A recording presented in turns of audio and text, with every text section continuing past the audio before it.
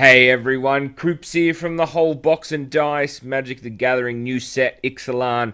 First thoughts, we're going to be looking at White today for your upcoming pre-release. Huge time for Magic at the moment. Arena beta is open, open for applications. If you are heading down to your pre-release, make sure you get that DCI number registered. We've got Daniel and Michael with us today, so couple of guests to help us out, bring a bit of balance, bit of banter, a bit of back and forth for the colour white in Ixalan. Let's jump straight into it. Hopefully we can get the whole set review done before it drops. Good luck if you're heading to a pre-release, and hopefully this is of some help to you all. So Awakening Sun's Avatar, the 7/7 dinosaur for 8. I know you guys' thoughts are a little bit divided on this. What do you think? I mean, personally, I reckon it's actually pretty good. I know it's really expensive at 8 mana, especially at 3 white, which is obviously some concern. But you're not playing this You're not playing this and not having white as a main color. Of course. 7/7 is a huge body, and most of the time you'll be wiping your opponent. You'll lose some stuff for sure, but most of the time, if you'll be the dinosaur deck if you know this is coming. Yeah, I'm not too sure. Like 8 mana for a 7/7 seems okay. Kills everything seems okay, but the times where you get to cast this card and draw it at the right opportunities, I feel like getting to 8 is really hard with no mana accelerant. So I'm not too sold on this card, but for sure it's a great bomb. So keeping with our dinosaur theme, this is the Steadfast Armasaur, 2/3 with Vigilance with a neat little combat trick. What do we think about this one?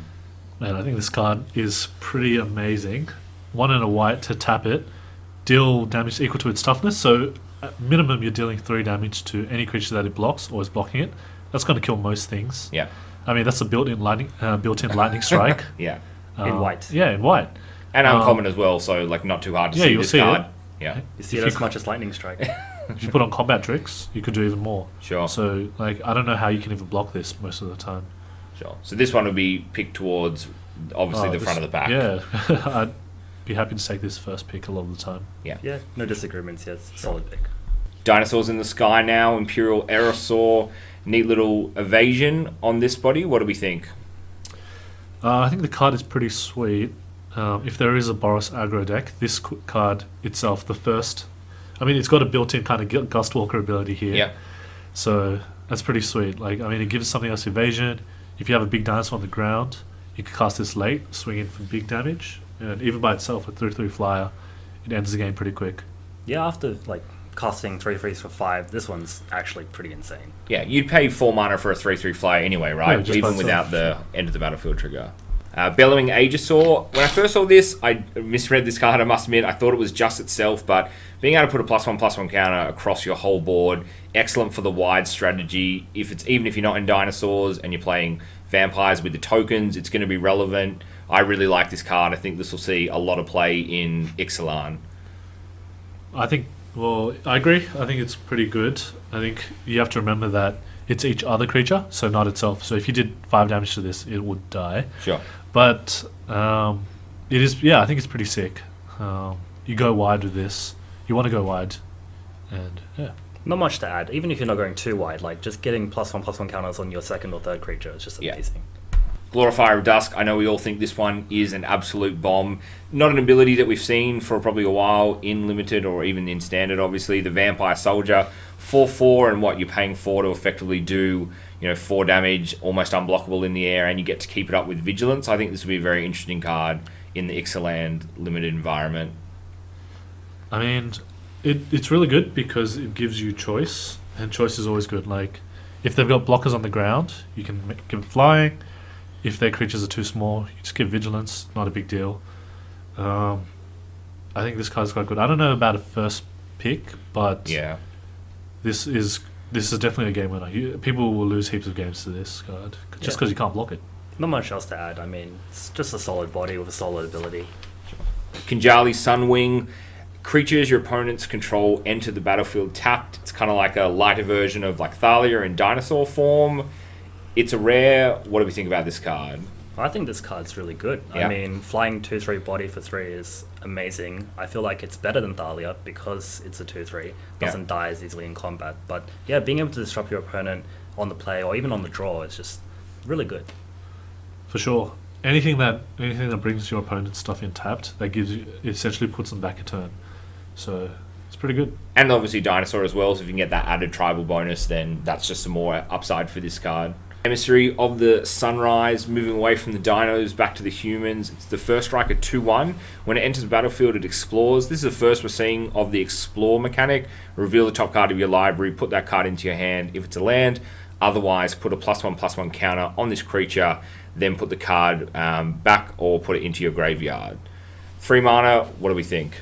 I think it's a really good card. I mean, 3 mana for a 2/1 first strike is already good enough. Yep. With the Explore, you either get a card or make it bigger, and you can pick, like, put the card in the graveyard or not. So you can, if it's a bad card, just dump it. Sure, of course. Just under half your deck is going to be lands anyway. Yep. So half the time it's draw a card, half the time, and the other half, it's got pseudo scry on it. Yep. You can, if you really want the card, you can leave it on top. If you don't want it, just dump it into your graveyard. Yeah, and then you get a 3/2 first strike for 3, which is a great rate. Sure. Ixalan's Binding, the first enchantment of the review. When it enters the battlefield, exiles target non-land permanent opponent controls until it leaves. Pretty standards there, but your opponent can't cast spells with the same name as the exiled card. Just for 3 and a white, pretty splashable in a pretty interesting color in terms of power. Love the art on this. It's a story card. Do you think this is going to see play? How high are we picking this card, guys? I mean, it's probably your premier white removal spell for draft. The second clause, your opponents can't cast spells with the same name as the exile card. I don't think this plays too much in draft, but in the end of the day, 4 mana, get rid of the best thing, you're going to take it. Sure. I mean, it's unconditional removal. Yeah. Um, Better than Cast Out, not as good as Cast Out. We obviously saw Cast Out quite a lot in the last environment. Where does this match up? I think it's a little bit worse than Cast Out because Cast Out had Flash. And cycling. And had cycling, which yeah. was huge for just 1 white, which was very important. Even though you never really cycled that card anyway. Yeah. If you did, You're in a real good position if you have the luxury of cycling casters. Or in a very bad position. Or in a very if you bad haven't position. cycled the card, yes. the second, like Daniel said, the second part of this card, your opponent cast spells. That's very rarely going to be relevant. But yeah, the first one, just unconditional removal for 4 mana. That's great. So. We did see some good uncommons anyway in this set, and you'll see some more in the video. So there is, I guess, that some chance where they did luck out and pick up a couple. But yeah, obviously the first part of the text is way more relevant than the no casting of cards. But Bishop of Reverse moved away from humans. We're now into the vampires. A Vigilance 3/4 for 5. But whenever it attacks, you can return target creature card with 3 CMC or less from your graveyard to the battlefield. This one, like, we've seen similar effects in previous. It's got a little bit of the Renegade Rallier to it, but it's obviously got the attack trigger. Is this a card that you want to be picking first in your Ixalan packs? This card is a pretty good card. This harkens back to one of the cards I used to play, Sun Titan. Yep. Sun Titan, obviously a very good card as a mythic. For sure. This card kind of mimics what Sun Titan does, but not as well, unfortunately. But still, like, in a draft format, this card is amazing. 5 mana, 3/4. Vigilance is the main thing. Yep. Bringing back cost 3 or less creatures from your graveyard, just, animating them back. It's an amazing card. I mean, yeah, they have to kill it. If they don't kill it, you're Too much value. you're going ham on them. If there are ways to, you can even dump stuff into your graveyard through the Explore. Yep, and still be able to bring it back. There's that red dinosaur that when it dies, when it takes damage, the 1/1 dinosaur that when it dies, it comes back as you get a 3/3. Yep. You can recur that as many times as you want with this card. Sure. They have to block this. Yeah. Combat trick on it. You're blowing them out anyway. For sure. I think it's a game winner here. Rallying Roar, first combat trick, and I know we had a lot of contention about whether this was top 10 worthy. Is it, Michael, for 3 mana, creatures getting +1/+1 until end of turn and being able to untap them? Offensively, defensively, is this a blowout? Is this winning you games? Yes, I think it's winning you games, right? Like, Nah. this is gonna be a 2-3-4 a lot of the times. Like, So it's on the same scale as some of the cards that we've just looked at. You'd be happy picking this up there with some of those cards? I feel like you can get this a lot later than some of those cards, and it's definitely not a lot. It's a lot more conditional than some of those cards. The other cards are just going to give you the same thing, Sure. the same crazy thing every time. Yep. But this one, if they see it coming, then it's not going to be as good. But at the start of the set, it's gonna win you a lot of games. Yeah, I agree. In the beginning of a format, yes, this card is great, but towards the end of the format, it just becomes hot garbage. Like, sure, it's cute and all, but when people know how to play around it, or they have their own combat tricks, then it's just a 1-for-1 really, and not even that at best. So it's like a good thing to look out for during your pre-release. If people haven't studied the set as in depth, good way to catch people off guard. Yeah, for but sure. as the set progresses and we see more of this card, it'll be less likely. And then it becomes that mind game of keeping up 3 mana. Does he or she have Rallying Roar? So that's always a fun one to play as well. We'll do an honourable mention to wrap White up because it's always hard just to fit 10 in. This is Territorial Hammerskull. It's our last dino. Awesome art on this one. Just for 3 mana as a 2/3, only a common. So you're definitely not going to have a problem seeing this guy. And when he attacks, tap target creature and opponent's control. Worth being an honourable mention. Nice card to see wheel back around to you. I think it's great. If you're on the attack, this card it's pseudo removal every turn. Yep. I mean, you tap down their biggest blocker, and eventually they're going to have to start throwing small creatures away, and then I guess it buys you some time. Sure. Yeah. I mean, just look at the artwork. That guy's putting in work. That guy's a beast. I mean, this card is a beast.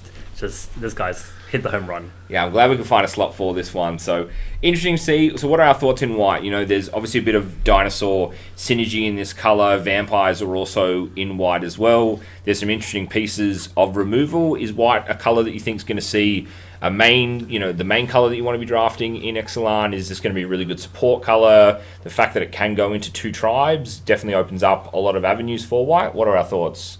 I feel that white would be a great secondary color. Yeah. Just because out of all the cards we looked at, almost none of the best cards, if any, were commons. Yeah. They were all uncommons, rares, Yeah. and a mythic. The Awakening Sun's Avatar. Best card in the set, apparently, right?